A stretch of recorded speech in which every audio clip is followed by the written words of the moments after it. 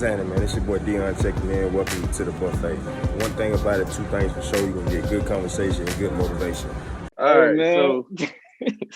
right, so as you know, I'm about to be a father. About to have a little boy. So Deuce, as you know, he's gonna be a second. So I'm gonna have to head out because I gotta go to work in the morning and stuff like that. But just gonna be a family man for a little bit, make some things done. But I do want to ask y'all one question before I go, and then I'm gonna leave you with something. So, again, like I'm about to be a father. Now, if you had to pass down something, whether it be advice, a piece of clothing, your degree, whatever, if you had to pass down something to your offspring and it had to do with HBCUs, what would it be? Like, what exactly would it be? Like, I can tell you, like, for me, because I can answer this now, and I'm gonna watch. So I want to see what y'all answers would be once Mike gets done with the video. But so what I'm wearing, so like this shirt, it means a lot to me. African American College Alliance shirt, like it means a lot to me. But I'm not passing this down to him. Like this, like he can have it, but it's nothing. I'm gonna be like, this is so important, you gotta keep it or whatever. Like this hat, I'd probably give this to him and say, don't you ever sell this. So this hat, like as you see, Mike, you got on Support Black Colleges sweatshirt. Now this is one of the original ones or whatever, like from back in the 90s. Now I got this signed by Kadeem Hardison or whatever, and Daryl, who played Dwayne Wayne and Ron Johnson on A Different World. So this is something I'll probably give to him, but like when it comes to advice, like I would, like me and my lady, we always say like our kids are going to HBCUs, point blank period. But what is something that you guys would say to your offspring to say, hey, this is why. This is the reason why you should look into that and really say, I'm going to a HBCU opposed to anything else in this world. This is why you should strive to do it. So I leave you with that question, and I would love to know. Also, hey, for my A&T people, what do they say after we get a touchdown? What do they say? They didn't say nothing because y'all don't get touchdowns. We get First plenty. of all, how many celebration bowls have we won? See, now you about to make this whole thing just be loud for no reason because you gonna say some wildness like that. Like we was all calm and chill and listen to Will talk about everything that he needed to say, and then you gonna come with that foolishness? Shut up. If I had control of this web, I'd kick you off right now, but I don't. You good? You stay right there. No. You don't need to speak. You good? You good? You don't need to speak. You don't need to speak. You talking? He waited for y'all for like 10 seconds, and nobody said nothing. Another A&T. Will, before you go, and he left. Dang it. So one thing he didn't talk about, in addition to becoming a father, he also has, he got these cards out. Hey, y'all follow him. Follow him on 40 Acres of Cool on Instagram. I'm gonna put it somewhere at the bottom. We got 2 games, one the culture court, and of course, riddle me this, riddle me black. So support my mans. We're doing great thing. Matter of fact, I'm gonna go ahead and do this segment right now. So in the midst of everything that happened in 2020, that was a very difficult year, but it's good to see that everybody in the buffet came up in some way, shape, and form. We got Dion, commissioned, became a second lieutenant. Will is about to become a father. He pursued his entrepreneurial goals. He's out here making things happen. We got Zay. Zay got so many moves coming up, y'all. I'm not going to spoil it, but Zay talked to me offline. He got so many moves coming. Y'all ain't even, just get ready. The countdown already started. Zay's about to slap y'all in the face. Everybody that's watching this video, Zay's about to hit y'all in the face with so much content, so much stuff that is ridiculous, and I'm looking forward to it. I'm hype about it. My boy Marcus got a promotion at work. He moved on to bigger and better things. moving on up in the world, as well as Dominique. Dominique, in my Soldier Boy voice, Dominique had one of the greatest years ever, one of the greatest comebacks ever, man. Like, yo, between things he's doing in the job, the things he's doing in church, the things he's doing just all over in the community, yo, I can't think of anybody else that's as well-rounded as he is. You know, the Tiger. Tiger. No, but seriously though, man, Dominique is like the Renaissance man of the group, man. Somebody I greatly appreciate all y'all. I can't sit here and just single him out. I greatly appreciate all y'all being friends with y'all, just looking up to y'all, being able to call y'all my brothers, you know. And then on top of that, you know, your boy just got back from deployment. We making moves out here. Just wrapped up my masters. You know, everybody came up in the midst of the in the midst of such, I'm not gonna say tragedy, but in the midst of such chaos, you know. So I'm glad to see y'all here. I'm glad to see y'all survive 2020, because not a lot of people did. You know, some people didn't make it. So I'm glad y'all did. And how can I say this? For those that lost a family member or a loved one or a close one in 2020 or even in 2021, on behalf of the team, yo, our deepest condolences. Sorry for your loss, all that good stuff. We may, you know, get on here, joke around and talk down about people and playfully go back and forth with one another. But at the end of the day, you know, we all want to evolve together. You know, that's the end of our title. So we just want to see everybody come up in this world, for sure. For Will's question though, going back to Will's point, what would I pay? Matter of fact, do any one of y'all want to attack this before I do? Because I could literally write a book about this. So I'm gonna let you. Yeah. Where? It's a deep thought. Zay, what about you? You good, or do I need to go take over? Go saute this thing right quick. I'll say this: if I wanted to leave my child something, I would say, don't go to places that you're not wanted, and don't pour to places that in expect for you to get something back. Always know those two. Always go where you're loved. That's real. For me, I would say go for the experience, not necessarily the name per se, because there are a lot of schools that have big names but don't deliver on the experience portion. You know, I'll also say you're a hater. You're a hater. I will also say this. My dad says this all the time. Get in where you can get out. You know, as much as I would love for my students to go to I'm tripping. I'm not even going to say that. No, my kids are going to HBCU. Point blank, period. But for the rest of everybody else who aren't going to be my kids, hey, get in where you can get out. Because at the end of the day, if you look like us and you can be successful elsewhere, then just pass those keys and tools on to the next person.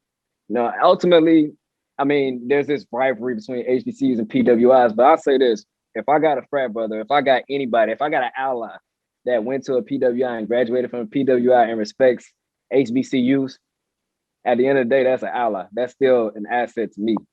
You know, I don't downplay those individuals, but the ones that went to PWIs and talked down on HBCUs, those are ones I have a real issue with. That's that. I would tell my son, you're going to hit adversity. If you want to learn how to cope with adversity, go to a HBCU. If you want to learn life skills, not just how to do calculus and engineering and animal science and stuff like that, go to a HBCU. There's certain tools, there's certain lessons that will learn on the campus of an HBCU that are not going to be learned at a PWI. That just can't be taught. No matter how many times you switch up the curriculum and things like that, there's certain experiences that happen at an HBCU that don't happen at a PWI that they need to experience. For example, everybody in life can attest to this. If you've ever had your life on the line in the financial aid office or the admissions office, If you ever sat in that lobby and waited for them to call your name and pray that, look, am I still going to be able to stay? Are my credit's going to stay the same? Do I have to start over? If your life was ever in jeopardy, your collegiate career was ever in jeopardy, and you needed a lifeline, and you were hoping it came while you were sitting in that lobby, those are just certain experiences that can't be taught at a PWI. Being on the drum line at an HBCU versus being on the drum line at PWI is just not the same. They can say, "Oh, well, one plays better than the other." I guarantee any of these HBCU drummers can dust one of you PWI drummers. We got drummers that did decent drum corps that did. I mean, shoot, Harvey got his own stick. Like there are HBCU drummers that have their own merchandise. I got the stick somewhere over there.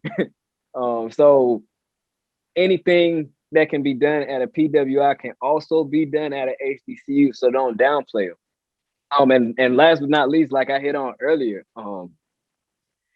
there's a wrong and a right way to do things. I feel like all my life I've been effective, but not efficient. I would teach him how to be more effective. More efficient. I would teach him how to go about things a more strategic and better way long term versus just getting it done in the short term and then having to deal with the consequences long term.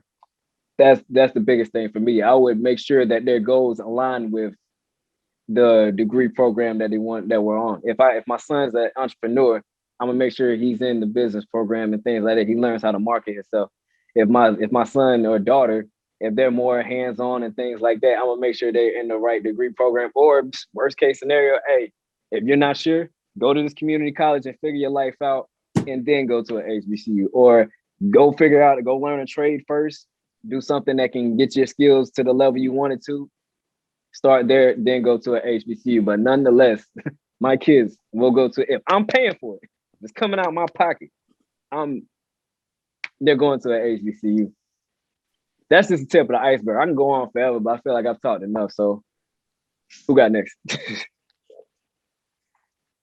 Nick, you good? Or I think I'm good. I can go. Yeah, that's kind of a deep question, man. I don't think I could just answer it on the cuff. You know what I mean? That was an interesting question that he posed.